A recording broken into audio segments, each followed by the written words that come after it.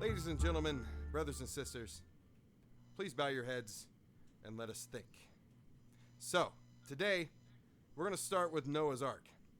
So, before we get started, let me read a passage from Noah's Ark, just to give you guys a feel of the all-loving God that most Christians worship. It says, "The Lord saw how great the wickedness of the human race had become on earth, and that every inclination of the thoughts of those humans and their hearts was only evil all in time. The Lord regretted that he had made human beings on earth, and his heart was deeply troubled." I'm going to repeat that line. The Lord regretted that he had made human beings on earth, and his heart was deeply troubled. So the Lord said, "I will wipe from the face of the earth the human race I have created, and with them the animals, the birds, and all the creatures that move along the ground, for I regret that I have made them." Mr. Infallible is having a regret. But Noah found favor in the eyes of the Lord, and thus we have the story of Noah. Now, long story short, the story of Noah, he was 500 years old somehow, and he basically prayed to God. God came to him, told him to build an ark, take animals 2 by 2, load them on the ark, and they will survive 40 days and 40 nights of rain for a total year of flooding.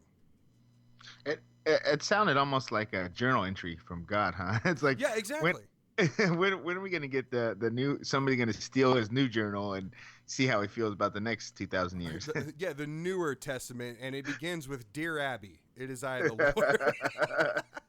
So there's so many issues with this. I'm going to name off a few here. So just to be clear, as far as the size of this ark, I mean, believe me, there are some slow balls on Noah's Ark. But just thinking about the things that people probably haven't thought of, it would require 65,000 pounds of food just to feed the hippos, just to feed the 2 hippos, not counting the polar bears, the lions, all these other animals that have enormous diets. A few other ones is most of the animals would not have made it in time to get on the ark. Not to mention, if this was only 6 to 12,000 years ago, Pangea, the supercontinent, when all of land was pretty much connected, was not present 6 to 12,000 years ago. That was millions of years ago. So not only did they not have a path, but penguins, they would be on like their 4th generation of children by the time they got to the Middle East in order to board the ark. Not to mention, I guess Johnny Appleseed was around to communicate all this to the animals. Well, those giant Galapagos tortoises, they kicked it into high gear. Yeah, they jumped on the EAC, bro.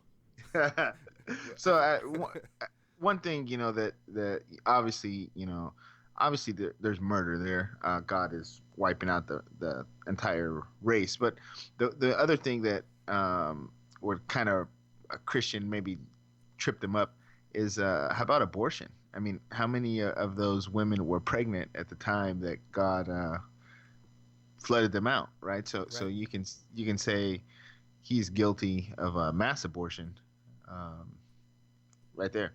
And I as think far as, yeah, go ahead. I was going to say, for me, the deepest part of this is Mr. Infallible had a regret. I mean, that's huge. You would think if you're infallible, every decision you make is, because God is perfection, right? So every decision you make is perfection. There is no need for regret. Regret is an emotion that God would have created for humans to have, but could have never experienced himself. A few other things. So you bring up 2 by 2. All the different animal species, and then you had Noah and his family. You cannot repopulate 2 by 2. You need at least 50, so 25 women, 25 males of a specific species in order to repopulate. And not to mention, every time a lion eats a zebra, the entire species of zebras is fucking gone. They're not coming back every time that happens. Not to mention the vegetation. All the herbivore species would have died because when you raise water over Mount Everest, so it's supposed to be, I think, 20 feet above Mount Everest, which would amount to about 29,000 feet of water. would cover that. You're mixing fresh water with salt water, which is killing the abundant seafood supply. It's just crazy. Yeah, on the water, somebody did the math, and a Category 5 tropical storm gets 6 inches per hour of rain. For this to happen within the time period that it supposedly rained, and for the water to get that high, it would have been 6 inches per minute, which would have decimated the ark, unless it was made of gopher wood. So I don't think the gopher wood would have stood up against 6 inches per not minute. only that, I don't have the scientific evidence on me to back this up, but I would also say that it is impossible to experience floods of 29,000 feet worldwide because there's not enough water to do that. And as the water continues to accumulate on land, it's going to flow right back into the gigantic hole that is the oceans that we have on this planet. It couldn't happen fast enough. I mean, unless God basically, I don't know how he poured a glass of water and then sucked up all the rest. I don't know. It doesn't make sense, but that's what we get for trying to make sense of biblical stories. There's civilizations in China and Egypt that have been around and have built things that predate all this flood thing. So obviously, right, that closes that. The couple kind of humorous theories that Christians say is that the Grand Canyon was the toilet bowl. That's where all the water drained into the Grand Canyon, and that's what created the Grand Canyon. That's not big enough. I could tell by the look on your face you never heard that one no, before. No, I have not. But I mean, this is even weirder than a few months ago.